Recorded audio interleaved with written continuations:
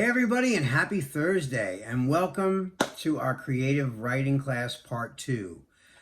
This is your songwriting partner, your co-producer, and as always your friend Joe Seeby. And happy Thursday, you guys. So this is part of our creative writing, we part 2 of this we like to call Picture This. Picture This is when I give you guys an image, a photograph, a comic. Sometimes it's just it could be anything. It's a thought-provoking image, anything that provokes thought. It doesn't need words attached to it. That's because you bring the words to the picture. That's why it's called Picture This. It's supposed to inspire you to want to write something based on what you're looking at. Okay? Why do we do this exercise? Well, there's a lot of reasons. One of the biggest reasons I think I love this exercise is because it just jumpstarts your creativity. A lot of times, I mean, not all the time. Sometimes you're feeling real creative and you feel like really good and you get a lot of ideas. And then other days you're not hearing anything. And it's really hard sometimes to just self-motivate and just be on the spot creative. It's really hard to just channel that sometimes. And over the years, I've learned a few exercises that really help me to jumpstart my creativity when I'm not feeling that creative. One of those is what we're doing right now. Picture This. It's when I look at an image. A lot of things can set me off, though. Like movies can inspire me to want to write a new song or just a new idea. Another song, somebody else's song. If it's really good, it inspires me, or it's got a fresh element to it. It'll wake me up to come up with something that's fresh and innovative within myself. I'm not trying to copy it, but I use that creativity that I'm feeling to write my own thing, and usually it's enough to do that. But this exercise always seems to really jumpstart my creativity. A lot of times, when you're a writer and you write with people and you do this as a living, as a songwriter, and someone says, all right, I'm coming over to your house. We have an appointment for 9:00 on Thursday. This person comes over to your house to write. You and them are going to sit down and bang out a song, and you have to bang out a song. Before that person walks out the door for the night, you guys got to have a song in your hands. I've had to do that a lot over my life. So, and sometimes something in my personal life, my world is falling apart, and in 10 minutes I got somebody walking through the door that wants me to change their life with a song idea. Okay? They don't know the problems I'm going through personally, and they don't care, and they shouldn't have to care. That's not their problem. It's mine. So when they knock on my front door and I let them in, I'm a professional. That's my job. And so I got to be creative from 9:00 to whatever time they walk out my front door. And so whether you're feeling creative or not, you need to come out with something that's going to impress them, and really they understand that you do this all the time and you're good at it, and that's why people come to you for this, And so and like I said, this is this exercise is to me easier than the ghostwriting class, because you can make it all up on your own. You're not following someone else's template, But the picture that I'm going to give you tonight, I hope inspires you to want to write something that's, creative on your own, and that, inspires you.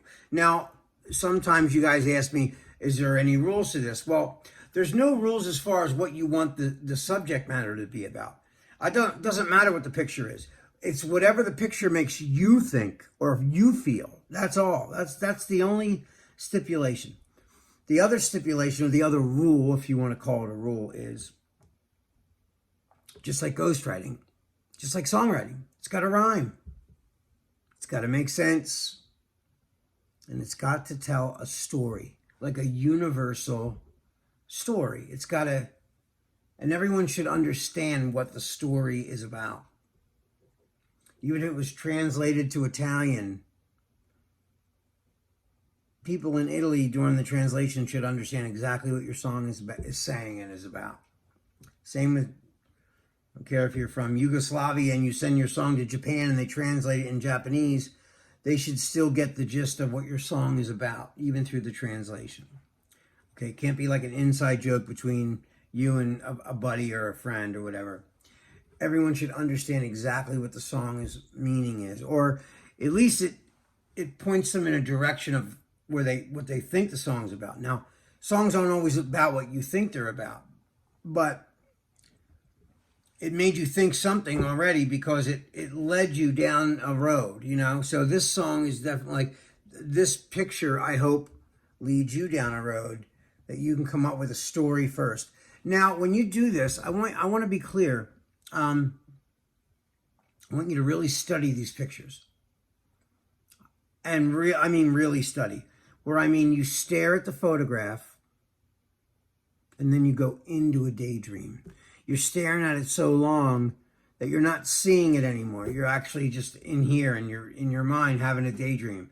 Hopefully you're daydreaming about something that pertains to the picture. And if it wasn't, then do it again.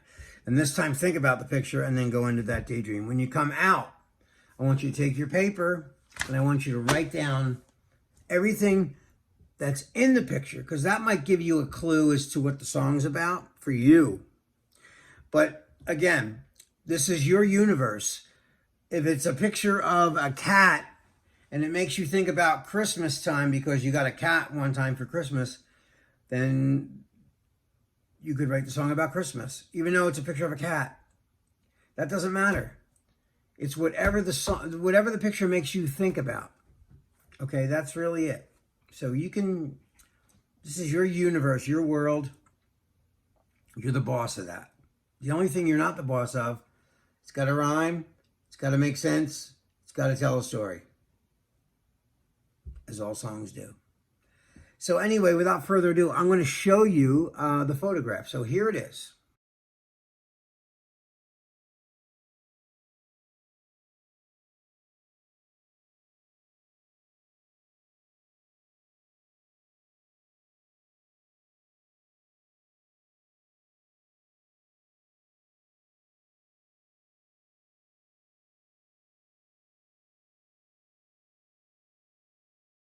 All right, so you saw the picture.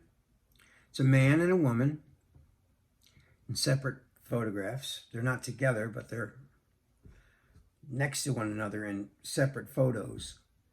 And they both have their fingers in their ears, like that. So the first thing that I thought of when I started staring at that is,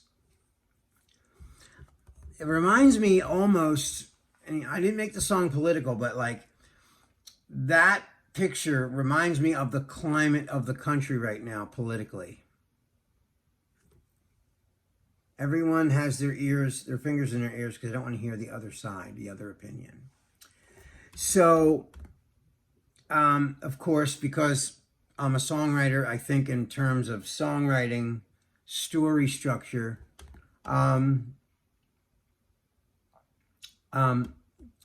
I made it into a relationship thing just because people relate to that more so than, I don't want to make a political song. I just wanted it to be about, but it pertains to a good idea, right? So here's my words. Won't see me crawling, no. Ain't no apology. I'm changing up my destination. I can't pretend. We keep on talking, but nobody's listening. It's just the same old situation. playing over again. Over and over again. Yep. So we keep on talking, but nobody's listening. It's just the same old situation. Won't see me crawling. No, ain't no apologies. I'm changing up my destination. I can't pretend. Over and over again. That's the line in the second half of that. So it starts out first. Won't see me crawling. No, ain't no apologies. I'm changing up my destination. I can't pretend. We keep on talking, but nobody's listening. It's just the same old situation playing over and over again. Over and over again. So that's the whole thing, guys. All right. That is all the time we have for tonight. I can't wait to see what you wrote based on this picture. And tomorrow night, come on back because I'm going to write a melody to these words. All right, guys. Have a wonderful night. I love you. Be safe. And I'll see you tomorrow. Peace.